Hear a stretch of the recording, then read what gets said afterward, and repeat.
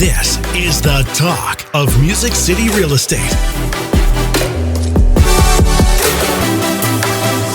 Welcome back to another episode of The Talk of Music City Real Estate, where we educate and motivate all things real estate. My name is Monty Moore with Realty One Group Music City. Hey, and I'm Carey Ann with CMG Financial and my mortgage team. Every week we'll be posting a new episode chock full of Nashville real estate value. Yes, and you can follow along and subscribe at thetalkmusiccity.com. Got a question for us? Ask away at questions@talkmusiccity.com. That's questions@talkmusiccity.com. Money. Carey Ann, I've been sitting on the edge of my seat for the last week, okay? I'm still in the midst of a car wash here. I know. We're in the midst of a car wash here. My daughter is trying to figure out why we have not got out of this car wash. Jonathan, thank you so much for joining us again today. And thank you. Jason, it's always a pleasure to have you in the house, brother. Appreciate you. I hang around. So we're getting in the heart of the matter. So again, let's create that visual. Why this? Why are you? If you're a realtor, why this is interesting, or if you're any kind of business, or why is this interesting to you? It's because so many businesses are sitting on an iceberg. Yes. And we're like penguins lined up as real realtors sitting on an iceberg, wondering how much closer do we have to get to that other penguin, other realtor, because all of a sudden it's melting out from under us because big tech is changing the way things are done around us because, and I'll take responsibility for this, guys, because I know that most of you haven't been in the business for that long. I'll take responsibility for the senior people who've been in this a long time. We did not insist that the consumer have a great experience. We failed to insist that the consumer have a great experience. Mm-hmm. Absolutely. But before we get started, I want to make sure that we give a shout out to our amazing sponsor, Music City Removal. They are the #1 junk removal service in Nashville from residential, commercial, and construction. They're experts in ridding you junk. Their costs include labor and dumping fees without any hidden or added expenses. Whether you need a full clean out or just one item removed, they have you covered. The Music City Removal team knows the importance of respect and trust while in someone else's home. They understand the inconvenience of junk left behind by previous homeowners and tenants and are determined to provide an affordable and customer-focused junk removal service that puts you first. For a free on-site estimate, go to musiccityremoval.com. That's musiccityremoval.com. Yes, Music City Removal, because clutter ain't cute. But this topic is sure as hell cute. No, it's really not. It's painful because sometimes the truth hurts. And Jonathan, that's one of the things I love about you, your spirit, because you know what you're talking about hurts because you care about the industry. But that's why you're willing to yank the Band-Aid off and let's talk about something that affects all of us in the industry. It hurts. Yes, it hurts. It's changing. Change hurts sometimes, but we got to go ahead and face the reality of it. That value doesn't equal cost, and we can't continue to hang our hat on that. So I think last week we were at the car wash, and we were talking about how it does not matter what car we have, we all pay the same price. Maybe we want to add an a la carte window treatment, or a little wax here or there type of thing, right? Is that's where you were headed? Keep sharing. So we talked about how a lot of times whenever we in the real estate industry, we go to charge our clients, we can't tell them what we charge most often until they tell us what they're worth. And I believe that that's a little bit inverted. We use the analogy that if you were to go to car wash and you need a service performed on the vehicle, if they were running a Kelly's Blue Book analysis before they told you what they were going to charge you, you would back out and leave immediately. Sure. So I think that we've reached a day and age to where basically there's three, if you think about this as a pyramid, there's value on one side of the pyramid and there's cost on the other. Okay. And so if you have a value where you can say, here's what I can bring to the table, here's the need that I can meet on behalf of my seller, and here's what it's going to cost you. I think value and cost are mutually exclusive. So whenever an agent says, oh, I'm worth my commission, how much is that? You can't deposit the word commission. I'm worth my 6%. In dollar terms, in no uncertain terms, what's the percentage? Because you can't go to the bank and say, here's my percentage. Right. Tell me what the amount is. That's all about radical transparency. Right. So for us, we believe that it's very important to lead a movement to where you say, we are focused on increasing the value and being very, very, very clear what that cost associated to that is before you ever even tell us the address. We can tell you up front what the cost is going to be. A lot of times agents want to speak in terms of I'm worth it. And I think that it's an important point to note that worth is only determined by your customer. A third party, someone else assigns worth to your object. It's like the buyer of a home. Yes, you can go to the mall and you buy something. Anytime you give away money or you depart ways of money, what you received to you had more value than what you gave away. Right. Well, it's just like the seller and the listing agent. It's the buyer who ultimately decides what the value of that house is going to be. So worth is assigned by someone else. For us to try to defend what we are worth is a misappropriation and a misunderstanding about really what's the cost, value, worth structure. So that being said is, for us, we want to create an environment in our business model to where what we are offering and what we charge is such a disproportionate advantage to where the customer walks away and says, man, I got the upper hand. Sure, that was a deal. Love it. So if you're going to produce a raving fan, you have to deliver value. We talk about our, in our team is like hashtag over deliver. Whatever we do, we want our customer to walk away over deliver. We won. What we received and what we got was a radical disproportionate. So it's worth it. I noticed over Christmas time last year, my wife and her girlfriends, whenever they would compliment each other's bag or shoes or dress, they're like, "Oh, girl, I got this 50% off at the Nordstrom sale. Oh, girl, I got this online at the Black Friday sale." She didn't ask you how much it cost. She's making an assessment on what she like the actual item itself. And so what happens is a lot of times people associate, oh, this is what I saved. I just think in our business, we got to give people something to talk about. People got to walk away with a little bit of meat on the bone saying, I won. Right. Well, I'm gonna they want to feel like the winner. Jump in here and play a devil's advocate here, okay? Bring it. Because, here's the... Put them up. Yeah, Put them up. The reality of the situation from a lot of real estate professionals' position is, look, the reason why we use a percentage is because sometimes you win and sometimes you lose, and it looks like we got overpaid on this transaction, but we got grossly underpaid on the other transaction. So hopefully it all works out. I hear what you're saying, Jonathan, and I agree. I agree in a lot of ways, because I'm all about raising the bar. I'm all about bringing value. I know from experience, if I rock them and sock them with my clients and then make them feel like they got a great value there, cost or price wise. Charge wise, that I have found that they are much, much quicker to pass my name around for the next referral.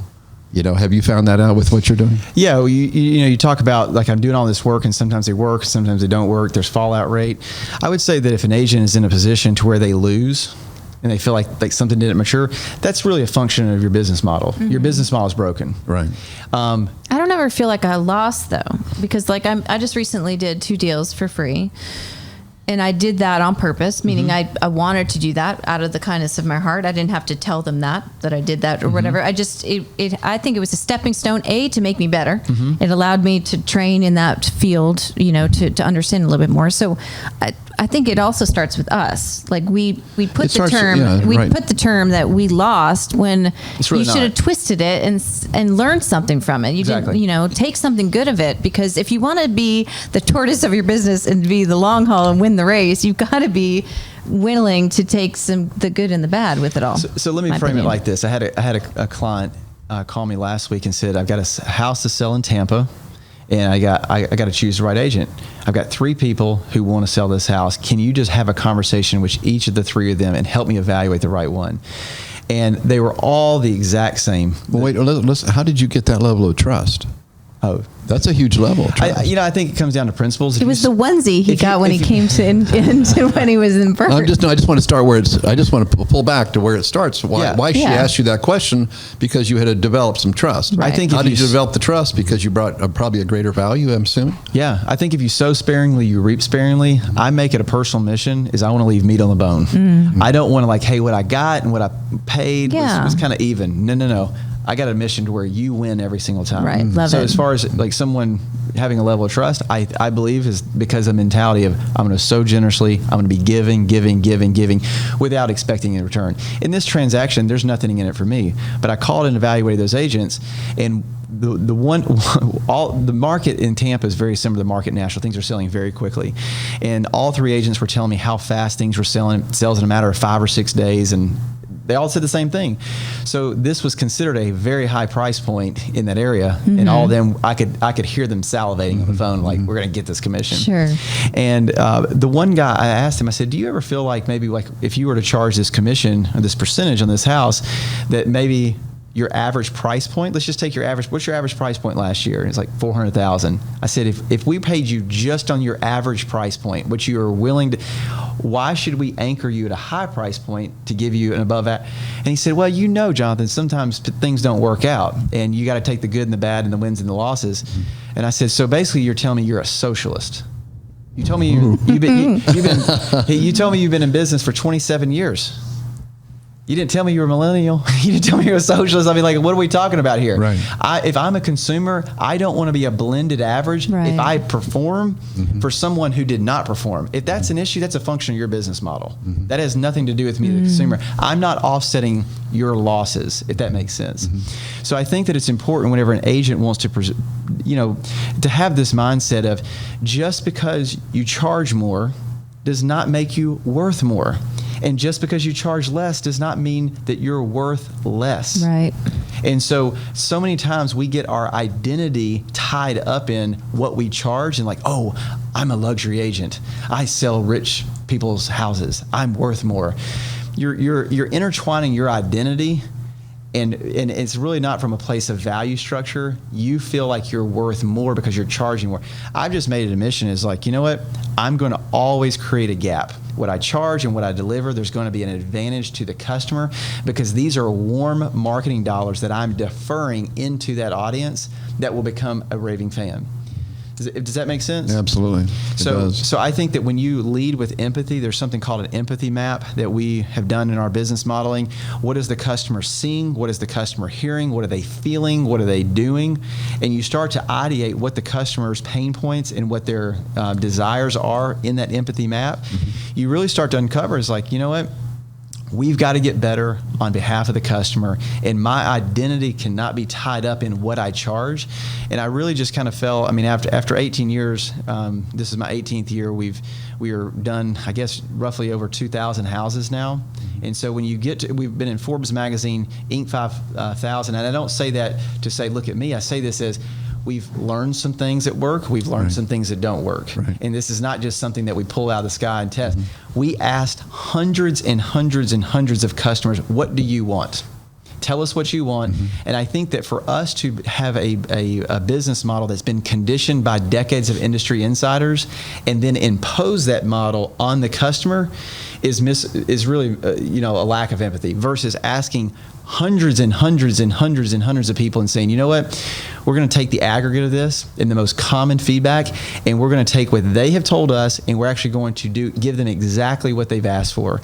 And we just believe that there is a better way to do business in a digital world. You know, the business model that the industry typically is perpetuating predates the internet. It's time for us to get better. So I hope that agents understand is that your worth is not tied up in what you charge, and your value and your cost are mutually exclusive. And we reserve the right to get better in how we approach the customer's needs. So when we start to save people money, I mean, we've saved a little over $3.5 million for our customers. I can tell story after story about how this guy named Bob paid for his wife's chemo treatment. They've been married for 55 years, and he called me to thank me. He said, you give me an extra year of life with my sweetheart. I just want to say thank you. That's rich. There's people who have paid for adoptions. There's people who've paid for IVF treatment. So the perspective, I think that if we are going to truly have empathy as an industry, it is their equity. It's not our commission. It's on their personal financial statement. They're the ones that submit that personal financial statement to their bank. 2/3 of American homeowners' net worth is tied up in that house. So when they go to sell that house, they're paying a pound of flesh to an industry that just happens to benefit the insiders more so than the service than to our customers. So let's just use this as an example. It's painful. It's painful. When I told my dad I was going to do this, he said, do not do this, because he did this since the 70s. I mean, he's like 50 years. He's like, this is suicide. He could feel the hate building. He said, Jonathan, don't do it. So I've had to go against myself in my own conditioning. I've had to go against my dad. I've had to go against, we had a pretty large agent base. Over half of them have left, and I understand why. Where's your obsession? The customer. I will sacrifice everything on the altar of the customer, and I'll be unapologetic about it, because I believe that the customer is always going to choose what's in their best interest. So when I look through the lens of it's their equity more so than my commission, it's on their personal financial statement. When you look at someone, let's say, give an example, they've got a $500,000 house, and they've paid, typically people live in the houses 5 to 7 years, they've paid 60 to 84 house payments, they've paid 5 to 7 years of taxes and insurance. They've mowed the grass every freaking Saturday. They've painted walls. They've done DIY projects from Home Depot and Lowe's. They've done all this to build their equity. And they finally get to the place where they have $50,000 in that $500,000 house. They built up 50 grand. And they go to sell that house, and they say, oh, it's just 6% commission. You give up $30,000 of the 50 that you had to earn over 5 to 7 years. Yeah, but we're worth it. We ain't worth it. So, but wait a minute. I mean, they had the option to sell it themselves. They had the option, and that's why I think that you have seen a rise in for sale by owners. I think that we are reaching a place to where. But what I'm saying is that it's not like, hey, you can't sell your house without an agent that's charging a percentage. The option is there. The option is there. And also, too, one thing you were saying, you said something that your worth, and I just wanted you to clarify this, your worth is not what you charge. You're not establishing your worth. The customer establishes the worth. So you're saying I can't establish what I feel I'm worth? You can establish your cost, but your worth is someone else's assignment. So, for example. But if somebody pays me, then isn't that my worth? If they come back, 89% of people don't come back to the agent.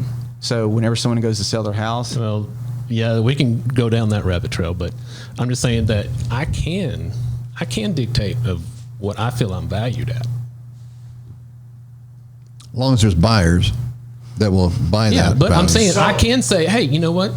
If you don't want to use me, that's my worth. Right. Like if I'm an artist, you don't want to pay me to paint your portrait? You want to find someone that does it cheaper? Totally fine. Yeah, and I hear what you're saying, but I think what he's saying is there's a shrinking number of people that are willing to pay us what we feel like we're worth. Sure, but I think that we don't establish the worth. You go for attorney. I'm a $450 an hour attorney. You can keep saying that until the market rejects you. So you can have a one-off case scenario, like I think about a videographer that we used to have at our company, and he got someone one time to pay him $100 an hour. He comes to me, I'm worth $100 an hour. Because someone else said that you're $100, I'm not paying that. And he has struggled and floundered because he has not been able to replicate that worth. I guess what I'm seeing is that I think there's place for both. And I don't think this should be my way is better than yours, but there's definitely a place for both ideas and philosophies here. And when it comes down to it, yeah, I mean, I can still find people that pay me what I'm worth. You can still find people that say, I'm just going to pay a flat fee. Who determines the value? So for example, if you go to listing, do you have to know what the value of the house is? Value is an agreement. If I can do something for free and I surprised you and you came home and your yard was mowed, you didn't agree upon that. I delivered value without an agreement. Yeah, but are you just going to, that's not a business model. Ask many lost leaders if you're familiar with. I know about lost leaders. But Amazon's the perfect example.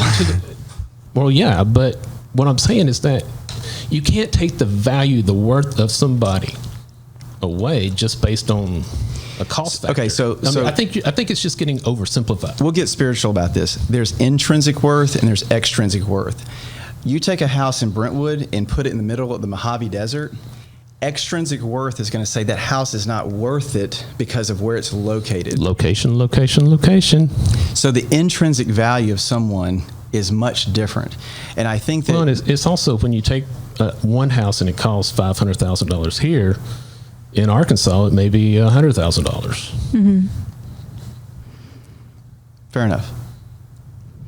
There's still value there. I do think, though, let's go to the hamburger. Let's change it up a little bit. No, I appreciate the dialogue here, really, because I Yes. mean, seriously, because I want Jason speaking for some other people out there that are thinking that, trying to hang on to that. I'll do it cheaper. But I can get a hamburger at McDonald's. I can get a hamburger Right. at Jonathan's. Okay, I'm going up in price, and then I can get a hamburger at the Rutledge and or J. Alexander's. At the end of the day, it's still some meat between two buns, right? And I just went and I paid an increased price. Now I choose to eat the higher end hamburger. That's my choice because I've created what I think to be worthy. Perceived value. Perceived value, right. Right. A perceived value is because you've expressed it on something. Jonathan didn't say, no, this is what that meat is the same meat over here, but I'm going to charge you. It's worth it. Right. But your perceived value of the environment, you get to sit down, it's quiet, it's clean. Right. There's different things that you assign Sort of like value buying to. cereal on the bottom shelf or the middle shelf. So what I'm saying though, if you share Comes with out of the me, same factory. because Yeah. the only reason why I feel that my perceived value at this one's better as a hamburger than that one, this agent is better than that one, where I'm willing to offer more or agree to, right, is because you have shared. You've marketed. You've told me. Like you've given me stories. Right. Stories tell, et cetera, et cetera. I think it goes back to maybe your original comment where there's an agent and there's a professional. Mm-hmm. The agent that does not consider themselves the professional still is going to assume the part Right. that they get the blank, and I think that's where we can have that discussion. Well, where I and don't think that's why worth I that. think there's They didn't take the time to there's improve definitely their a place for both of these. Sure. Because some people are going to value that more, and then some people value the other. And I think it's you got the same goal is to help the customer at a high level. Same goal. Okay, it's just some customers will prefer one over the other. I think there's definitely room for both. But I think also, though, Jason, you know that I hear what you're saying, but I think part of it is the assumption somebody walks in the business and all of a sudden they're worth what you and I are worth. That's not true. No, and I think we're all agreeing to that. Right, but they're getting what we should, what they So- shouldn't. That's Right, that's and where that's what the we're breakdown. saying. That's where the disconnect And is. that's why we go back to where I think it definitely needs to be a higher bar. Yeah, There oh, was absolutely. a very significant point to where in my career, there was a couple that moved to town. They bought a house. They lived there for 2 years. They didn't know a soul. And when they went to sell, we called them and said, hey, we got somebody who want to buy your house. And they said, we're going to use this agent that plays, their kids play with our kids, and she just got a Right. license. Right. Right. And I said, she didn't know how to do what she, but we feel guilty not using her. Right. Mm-hmm. So the primary emotion that people have most often when they hire a real estate agent, a lot of time is rooted in guilt. And I have realized is that I get paid historically on my connection with someone more so than my competency. And if we want to create basically higher standards in the business, I can't wait for the association or the real estate board to get it right to say, Yeah. hey, you know what, we got to get more competent. And if I'm only playing the game of connecting, and I've got to get out there and network, no like and trust, no like and trust, no like and trust, it is exhausting. Oh, and I know some agents that's all their whole gimmick deal is that, and it's like, oh my God, how's this agent get that much business? Because they're a great connector. They're great at connecting. They're great at So connecting. I look at it as like making a cake. You put in flour, eggs. When I start to build a cake of worth, it's like, how do I make it faster? How do I make it more predictable? Right. How do I make it easier? How do I make it cheaper? And I'm building a McDonald's. cake so that someone says, this cake is worth it. But I Yeah. had to put the ingredients in there to build a great cake. Right. This Guys, is a lot. yeah, This is a I lot. told you we could go on and on with this guy. Oh, yeah. There's a But lot I think of if we things to circle think back, about. the penguin is on the iceberg. Yes? And everybody's got cold But feet. here's the deal, that it is melting. So I do feel we're going to go somewhere in between where you're headed. Something has to change because Absolutely. it is And melting underneath that's us. the moral of the story. here, Yeah, is I think that that's where we want to take it full circle. Let's- And if we meet because- again, I'd like to talk about the long-term relevance of agents. I think it's very important is to have Right. long-term relevance in the industry. I think it's very important is to have a place. We have a significant contribution to the world, and I don't want to see that go away. for us to not go away, we got to start to act a little bit differently. We got to start to think a little bit differently. That's Amen. great. Absolutely. I Absolutely. This was just agree. such a pleasure having you, Thanks for Jonathan. Jonathan. Thank you. Thank you, sir. Appreciate it. You know, Thank you. you've raised the bar of my thinking, and I'm very grateful for that. So thank you for Yes, joining me us. too. Thank you, everybody. We'll see you next week. You've been listening to The Talk of Music City Real Estate.